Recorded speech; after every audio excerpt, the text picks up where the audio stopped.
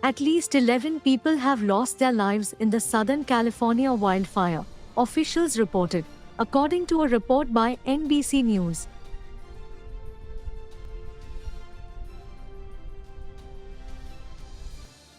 Firefighters experienced a brief respite as the strong Santa Ana winds temporarily died down, but these winds were expected to pick up again. As per the New York Times, at least 18 individuals have been arrested on charges such as looting and identity theft. The Los Angeles Fire Department on 11th January issued a mandatory evacuation. US President Joe Biden warned that although the winds have died down, they will remain a threat until next week. Previously, he announced that the federal government will cover the costs of measures to protect lives and property in Southern California for 6 months.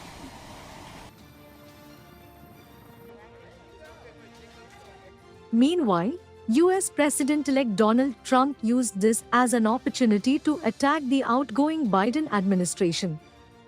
He blamed California Governor Gavin Newsom for the wildfires ravaging the Los Angeles area, saying he refused to sign the water restoration declaration that would have pumped more water into California.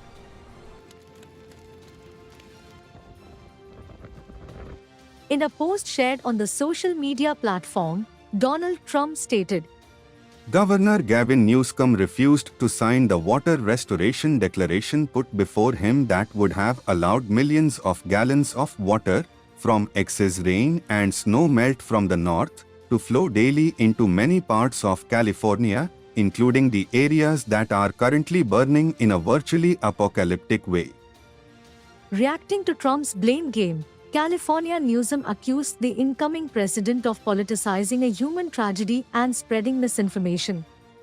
He invited Trump to meet with the Americans affected by fires, see the devastation firsthand, and join in thanking the heroic firefighters and first responders who have put their lives on the line. As you prepare to assume the presidency once more, I invite you to come to California again to meet with the Americans affected by these fires, see the devastation firsthand, and join me and others in thanking the heroic firefighters and first responders who are putting their lives on the line. In the spirit of this great country, we must not politicize human tragedy or spread disinformation from the sidelines. Hundreds of thousands of Americans, displaced from their homes and fearful for the future, deserve to see all of us working in their best interests to ensure a fast recovery and rebuild. Is it okay if I...